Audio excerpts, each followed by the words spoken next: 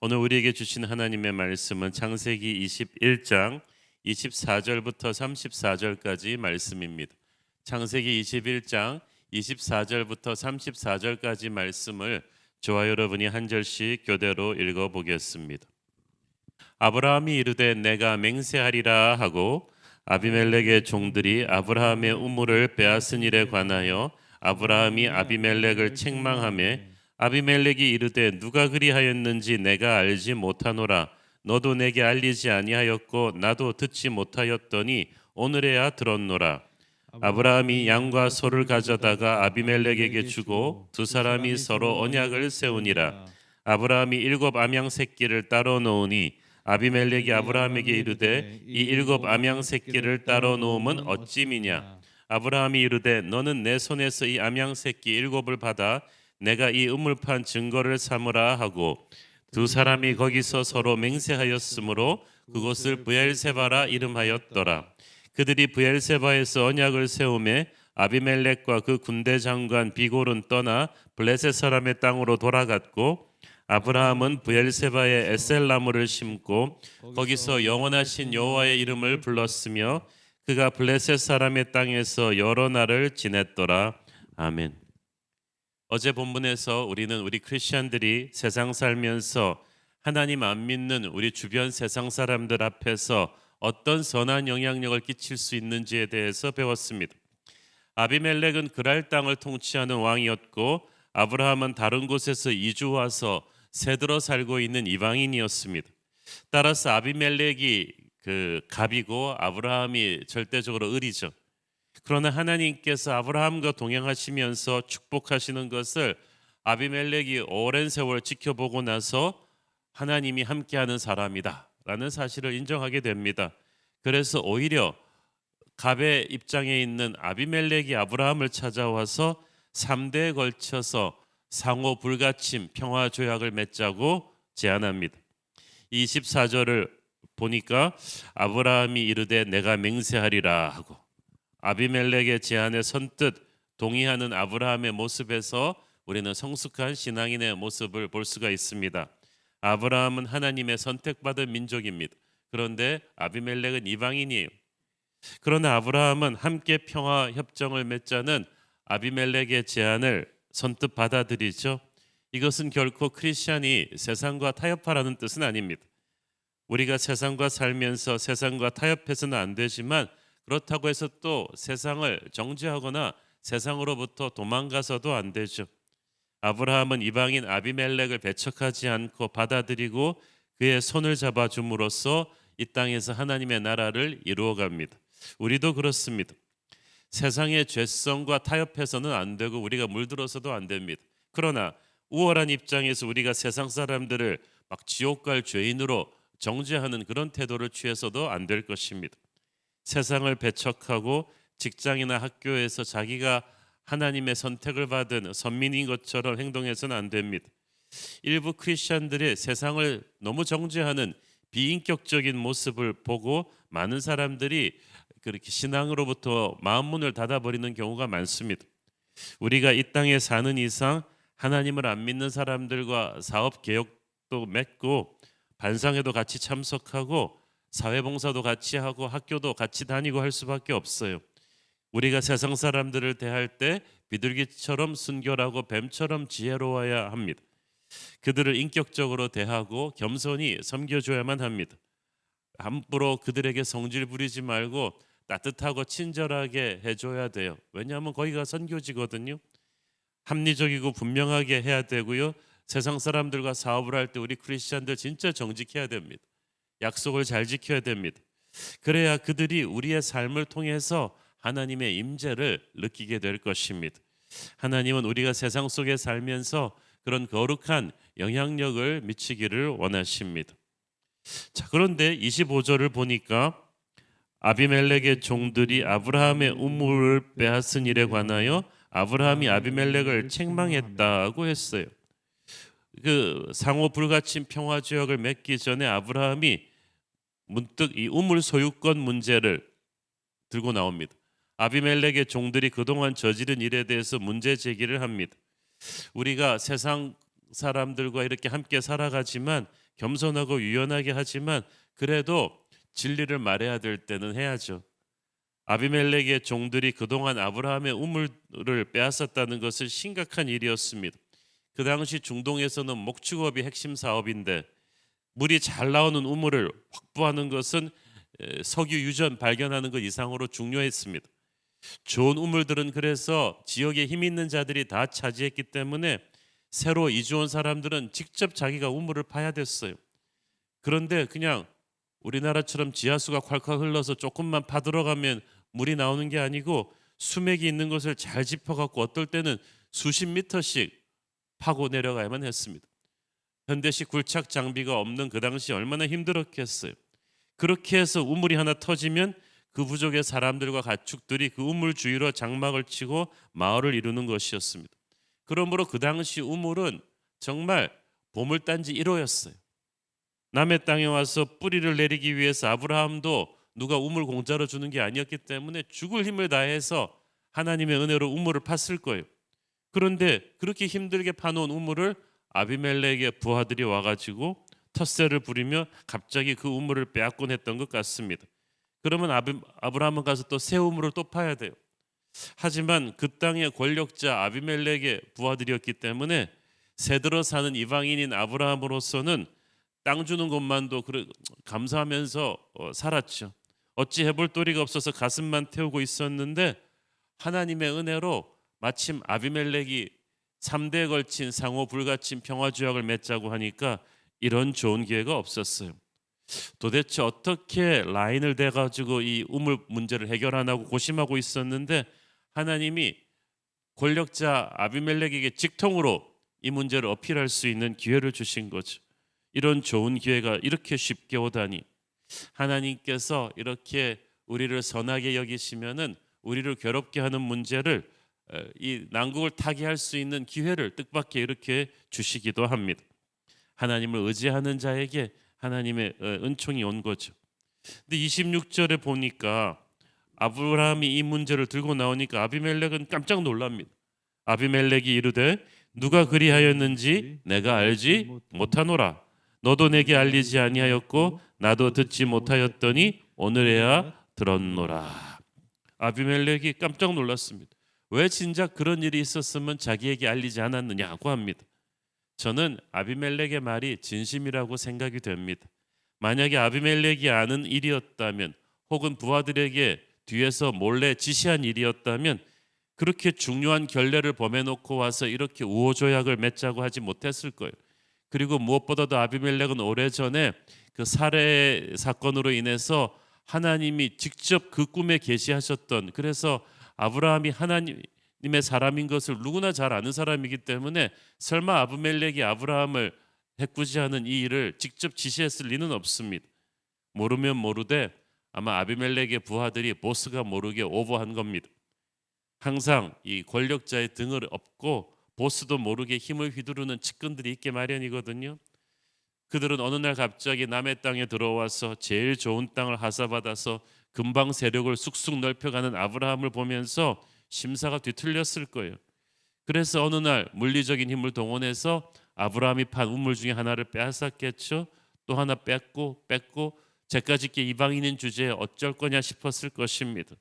아브라함에게 가는 모든 로비 라인은 자기들이 다 차단하고 있으니까 아브라함은 어쩔 도리가 없었습니다. 그래서 아비멜렉이 이 문제를 몰랐는데 이제 수면으로 그게 떠오른 거죠. 27절을 보십시오. 아브라함이 양과 소를 가져다가 아비멜렉에게 주고 두 사람이 서로 언약을 세우니라. 자기가 모르는 일이었다고 펄쩍 뛰는 아비멜렉을 아브라함은 더 이상 추궁하지 않습니다. 오히려 양과 소를 가져다가 아비멜렉에게 선물로 주고 아비멜렉이 제안한 우호조약에 서명을 합니다. 여기서 우리는 아브라함이 얼마나 지혜롭고 사려 깊게 일을 처리하는지 알 수가 있어요. 아비멜렉의 입술을 통해서 아비멜렉은 몰랐고 그 측근들이 오버한 일이었다는 것을 확인했습니다. 그러니까 아브라함은 여기서 더 문제를 따지지 않아요. 여기서 멈춥니다. 자기가 피해자였고 자기가 옳았지만 그 선에서 멈춰버린 거예요. 오늘날 우리가 세상 사람들과 이렇게 자꾸 분쟁이 해결되지 못하는 것은 어느 선에서 멈추지 않기 때문이에요. 우리가 100% 만족하기 전까지는 멈추지 않고 계속 달리면 굉장히 힘들어져요. 그렇지만 어느 선에서 우리가 멈춰주는 아량이 없다면 문제가 해결이 안 됩니다. 그런데 우리 한국 사람들이 좀 그런 게 있잖아요. 기싸움에서 밀리면 안 돼. 이왕시작한 거 갈 때까지 가보자. 이판사판이다. 끝까지 해보자. 너 죽고 나 죽자. 그러니까 진짜 둘 다 죽게 되죠. 갈등과 반목이 해결이 안 됩니다. 때로는 자존심보다 더 중요한 것이 있는데 그것이 하나님의 역사가 나를 통해 이루어지는 거예요. 하나님의 영광이 세상 사람들한테 흘러가는 걸 위해서 때로는 내가 한 100% 만족하지 못하고 한 50%만 만족을 해도 거기서 멈춰야 될 때가 있어요.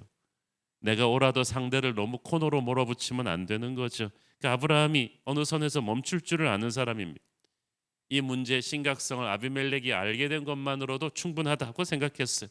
이제는 아비멜렉이 가서 측근들을 혼을 내든지 그건 아비멜렉이 알아서 할 일이고 여기서 더 압박하면 아비멜렉의 자존심에 큰 상처를 입힐 것을 아브라함은 염려했습니다. 아마 모르긴 몰라도 그날 아비멜렉의 부하들은 돌아가서 반쯤 죽었을 거예요. 근데 그건 아비멜렉이 알아서 할 일이죠. 그리고 아브라함의 우물도 다 돌려줬겠죠. 17년 전에 사라를 되돌려주면서 또 많은 선물까지 주었던 아비멜렉이기 때문에 그렇게 치사한 사람이 아니에요. 반드시 아브라함에게는 우물을 다 돌려줬을 것입니다. 그래서 아브라함은 양과 소를 가져다가 먼저 아비멜렉에게 주면서 넉넉한 마음으로 우호조약을 체결합니다. 이 우호조약 맺자고 찾아온 것은 아비멜렉이었고 또 그동안의 우물 문제로 피해를 입은 것은 아브라함 쪽이었는데 그러므로 조약을 맺으면서 당연히 뭔가를 받는다면 아브라함이 받아야 되는데 오히려 아브라함이 줬어요. 여러분 그런 것 같아요. 당연히 줘야 될 사람이 주고 받아야 될 사람이 받을 때는 감동이 없어요. 그런데 누가 봐도 받아야 될 사람 같은데 오히려 준다. 정말 감동이 있어요. 이것이야말로 작은 것을 주고 큰 것을 받는 놀라운 지혜입니다. 아브라함은 현재보다는 미래를 생각하는 사람이었죠.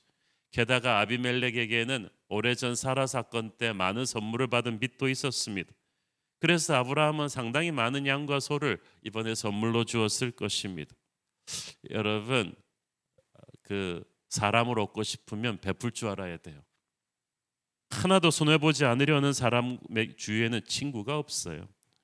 하나님의 사람은 이렇게 칼같이 이해득실 따져가면서 이렇게 그런 나누지 않는 사람이 돼서는 안 돼요. 넉넉하게 베풀어야만 합니다. 제가 아는 한 성공적인 사업가 한 분은 젊은 시절부터 계약을 할 때 항상 6대4 정도로 내가 조금 손해본다 싶게 하려고 아예 마음 먹고 한다고 합니다. 그러면 당장은 손해보는 것 같았는데 결과적으로 상대의 마음을 얻어서 자기는 이때까지 사업이 더 커질 수 있었다는 거죠. 이것이 세상 속에서 우리가 선한 영향력을 끼치게 하는 거룩한 지혜입니다. 짚어야 될 문제를 짚지만 어느 선에서 멈추고 상대의 자존심을 배려하고 때로는 손해볼 것 같으면서도 베풀 줄 아는 마음. 그러면 하나님께서 축복하셔서 나누는 것 이상을 되돌려 주실 것입니다. 이것이 크리스천 경영의 핵심이죠. 누가복음 6장 38절 누가복음 6장 38절 주라 그리하면 너희에게 줄 것이니 곧 후이되어 누르고 흔들어 넘치도록 하여 너희에게 안겨주리라. 너희가 헤아리는 그 헤아림으로 너희도 헤아림을 도로 받을 것이니라. 그래서 여러분 저는 청년들한테도 꼭 그 얘기를 하고 싶어요. 알바 뛸 때부터도요. 여러분은 나누는 연습을 해야 돼요.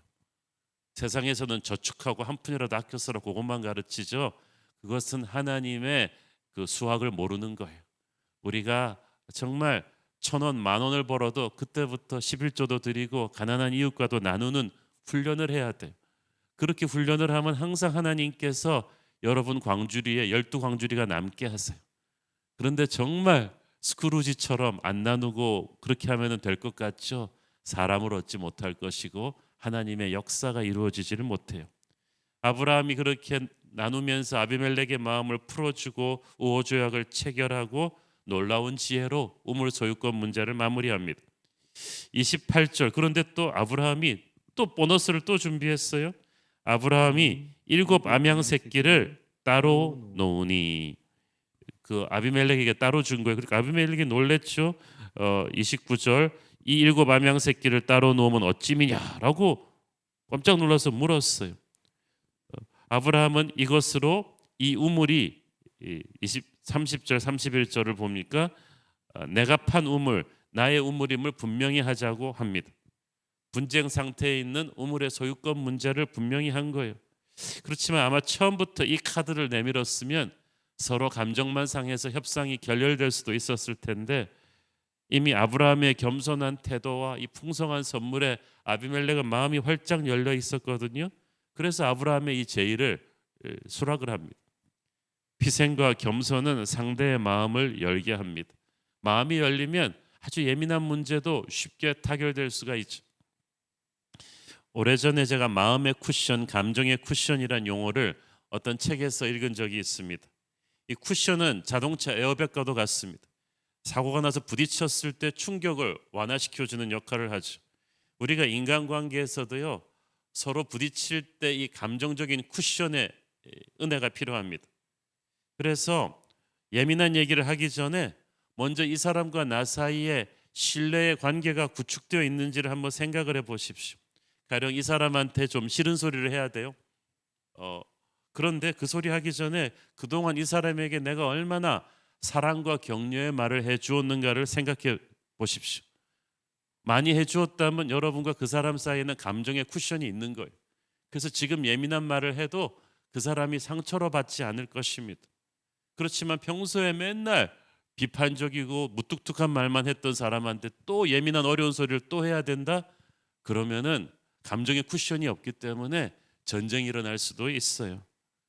평소에 여러분이 이 사람에게 성실하게 대하고 칭찬과 격려와 사랑을 많이 해주었다면 어려운 얘기도 편하게 할 수가 있겠죠.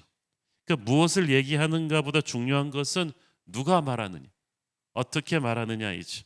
아브라함은 아비멜렉과의 사이에 평소에 이 은혜의 쿠션을 많이 쌓아 놓았기 때문에 예민한 문제도 해결할 수가 있었죠. 이렇게 아비멜렉과 아브라함 두 사람이 거기서 맹세하였다 해서 그 이름을 브엘세바라고 이름합니다. 맹세의 우물이라는 뜻이죠. 이렇게 우호조약을 맺고 아비멜렉은 떠났어요. 그런데 아브라함에게 중요한 한 가지 더 마무리할 일이 있었습니다. 33절 아브라함은 브엘세바에 에셀나무를 심고 거기서 영원하신 여호와의 이름을 불렀으며. 에셀나무는 시나이 반도에 서식하는 상록수입니다. 재질이 단단하고 아주 키가 커서 넓은 그늘을 형성하는 나무죠. 사막 지방에서도 아주 생명력이 강해서 장수하는 나무입니다. 팔레스타인 가보면 이렇게 울창한 나무 보기 참 드뭅니다. 에셀나무는 주변 상황이 아무리 험해도 그 푸르름을 잃지 않기 때문에 변치 않으시는 하나님의 은혜를 상징하는 나무예요. 아브라함이 아비멜렉과 우호조약을 체결한 그 자리에 이 에셀나무를 심고 영원한 하나님의 이름을 불렀다. 굉장한 영적 의미가 있죠. 아브라함은 지금 아비멜렉을 믿고 이 조약을 체결한 거 아니에요. 사람은 변해요. 상황은 변해요. 인간끼리 맺은 조약은 사람이 변하고 상황이 변하면 언제 깨질지 모르지만 하나님은 불변이십니다. 그 불변하시는 하나님이 함께 하셔야 사람과의 이 계약도 온전히 지켜줄 수 있다는 것을 아브라함은 알고 있었어요.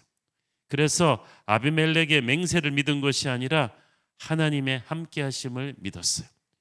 하나님이 함께 하지 않으면 사람끼리 믿은 계약서는 계약서의 잉크가 마르기도 전에 깨질 수도 있어요. 사람이 마음으로 자기의 길을 계획할지라도 그 걸음을 인도하는 자는 여호와이십니다. 그래서 아비멜렉과 언약을 맺은 자리에서 아브라함은 에셀나무를 심고 하나님의 이름을 부르면서 아마 이렇게 기도했겠죠. 하나님, 아비멜렉이 지금은 저와 우호조약을 맺고 갔지만 저는 아비멜렉을 믿지 않고 하나님을 믿습니다. 하나님은 언제 어떤 상황이 와도 변하지 않으시는 이 에셀나무 같으신 분이십니다. 아비멜렉 저 사람은 언제든 이해관계가 바뀌면 손바닥 뒤집듯이 이 언약을 깰 것입니다. 그러나 하나님은 불변하는 분이시니 하나님께서 아비멜렉의 죄성을 억제해 주십시오.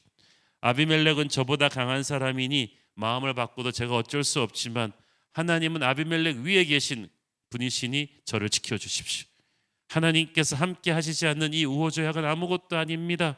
주님 축복하여 주옵소서. 이 기도를 한 거예요. 여러분도, 저와 여러분도 세상 사람과 계약을 하면서 이렇게 기도해야 돼요. 아비멜렉과 언약을 했지만 아비멜렉을 믿지 않고 하나님을 믿었던 아브라함처럼 세상 사람과 관계를 맺고 대화를 하고 계약을 하지만 그 사람 믿지 말고 하나님을 믿어야 돼요. 사람은 사랑의 대상이지 믿음의 대상이 아니죠. 사람과 좋은 관계를 맺어야죠. 그렇지만 그 관계가 영원히 갈 거라고는 생각하지 마십시오. 아비멜렉은 인간은 언제든 약속 뒤집을 수 있습니다. 그렇지만 하나님이 지켜주시면 아비멜렉도 함부로 못할 거예요. 34절 말씀에 보면 아브라함이 그 후 블레셋 사람의 땅에서 여러 날을 지냈더라고 했어요. 블레셋 사람의 땅, 훗날 이스라엘의 아주 적대 세력이 되는 이방인의 땅입니다. 한시도 방심할 수 없는 터프한 땅이에요. 우리가 살고 있는 세상이 그런 땅이에요. 영원하신 하나님이 없으면 우리는 이 땅에서 이 사나운 세상 사람들 속 앞에서 기죽어서 못 살 거예요. 그러나 하나님이 함께 하시니까 우리는 이 터프한 블레셋 사람들 속에 섞여 살면서도 기죽지 않고 어깨 피고 살 수 있습니다. 우리가 어디서 무엇을 하든지 우리는 축복의 에셀나무를 거기에다 심고 하나님의 기름 부으심을 선포해야만 합니다. 학교에 입학할 때, 새 직장 들어가서 사업을 시작할 때, 군대 갔을 때 마찬가지. 무슨 일을 하건 누구와 함께 일을 하건 그 사람을 믿지 말고 그 사람 위에 계시는 하나님의 임재를 선포하십시오. 매일 그곳에서 하나님의 이름을 부르며 하루를 시작하십시오. 그러면 그곳에서 하나님의 에셀나무가 여러분을 지킬 것입니다. 기도하겠습니다. 하나님 은혜를 감사합니다. 우리는 늘 세상의 아비멜렉들과 계약을 하고 관계를 하면서 살아가지만 우리는 아비멜렉을 믿지 않고 하나님을 믿습니다. 우리도 믿음의 에셀나무를 심게 하옵소서. 예수님 이름으로 기도했습니다. 아멘.